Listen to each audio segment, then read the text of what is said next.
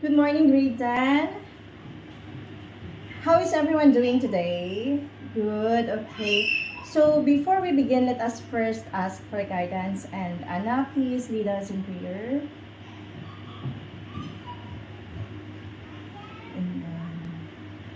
To keep our discussion smooth, please remember 3 L's, our classroom rules. Okay? Listen when someone is speaking, that's respect. Limit distractions, and learn with an open mind. So can we do that? Great. For our attendance, can you check your seatmates? Though there are no vacancies right now, and that confirms the complete attendance. Okay. Yesterday, we talked about pronouns. What is a pronoun again? Yes, please.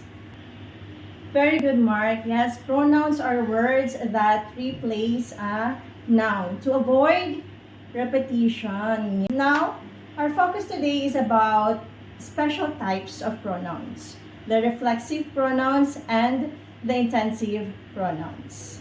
So by the end of this lesson, you will be able to differentiate the two and use them to show self-reflection or emphasize key points in a proposed conflict resolution. You will be also constructing a persuasive paragraph using reflexive pronouns and intensive pronouns. Now, class, before we dive into our new topic, I want to see how much you already know about these special words. So, we're going to play a quick game of grammar truths. I will be reading statements, and if you think it's true, give me a thumbs up. And if you think it's false, give me a thumbs down, okay? Are you ready? Okay. So, I will read statement number 1. Words ending in self or selves can function as either reflexive or intensive pronouns, thumbs up or thumbs down. Okay, very good. You are correct. Both types look identical. They are the same, which is why we have to look at how they are used. They are different functions. Now we have statement number 2. An intensive pronoun is essential to the meaning of a sentence. If you remove it, the sentence no longer makes sense. So what do you think? So I see mixed reactions, but actually the answer is false. Remember, intensive sounds like intense, no? It's just there to add power or emphasis. If you take it away from the sentence, that sentence will stand and is perfectly fine. Now let us have statement number 3. Reflexive and intensive pronouns can help clarify who is responsible for an action in a conflict. Yes, that's true, and that is exactly what we are going to explore today. How these pronouns help us to show accountability when we face personal conflicts. To better understand, let us differentiate the two. First, let us talk about reflexive pronouns. As I said earlier, both reflexive pronouns and intensive pronouns have the same words. They both end in self if it's singular or selves if it's plural. So any words that you know that ends in self or selves? Okay, very good. What else? Yeah, you're right. So words like myself, yourself, himself, herself, itself, ourselves, yourselves, themselves, oneself, those can be intensive pronouns or reflective pronouns, depending on how they are used. So let's see the function of this reflexive pronoun. So when I say reflexive, what comes in your mind? Reflect. Okay, that's good. Because reflexive pronouns actually reflect the action back to the subject. Okay, let's have examples. She looked at herself. Who is our subject? She. Okay, she is the person looking, the doer of the action, the subject. And who is the person being looked at? She again. So the action reflects back to the subject, and that is reflexive pronouns. Okay? Understand? Okay, let's have another example. He pours himself tea. Who is pouring the tea? He. And who is receiving the tea? He. So we use himself. Yes, very good. The person pouring is he, and the person receiving the tea is also he. So in this sentence, herself and himself are reflexive pronouns because the action of the verb is reflecting, or it comes back to the person doing it. Okay, next we have intensive pronouns. When we say intensive pronouns, they are used to add emphasis to the subject or antecedent of the sentence. So when I say emphasis, what comes in your mind? Emphasis, highlight.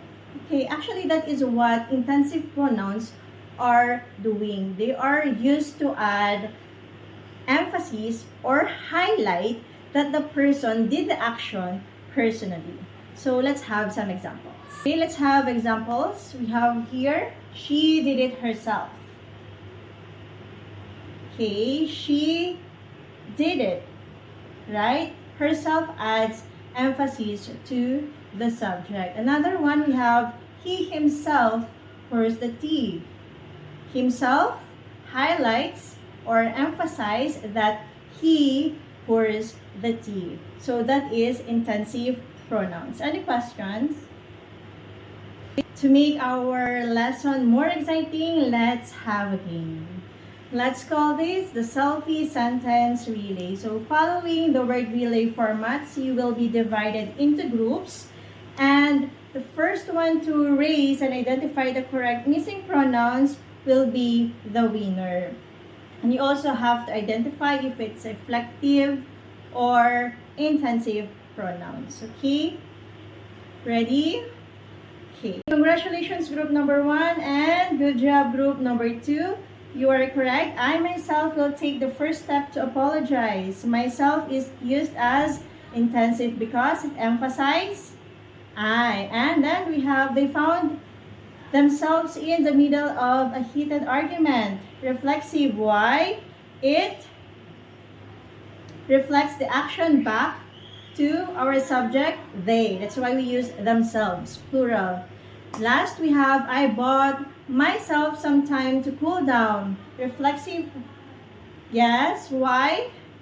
Because myself reflects the action bought to I. For our concept mapping, you will be analyzing a short scenario of Aling Marta and Mang Tomas, who are dealing with a conflict over a fake news post. Okay, so I need 2 volunteers here to read the dialogues of Aling Marta and Mang Tomas.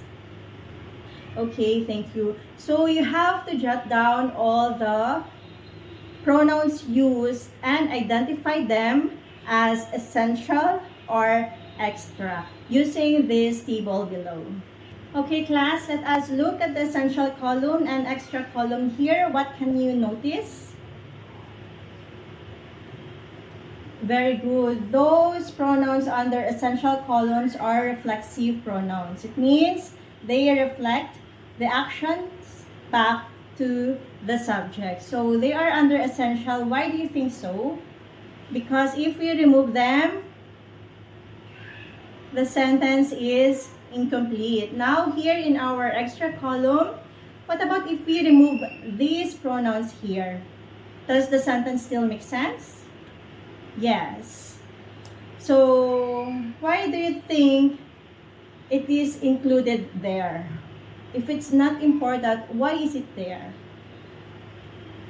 Yes, to add emphasis. So that is our reflexive pronouns and intensive pronouns. So reflexive are essential pronoun and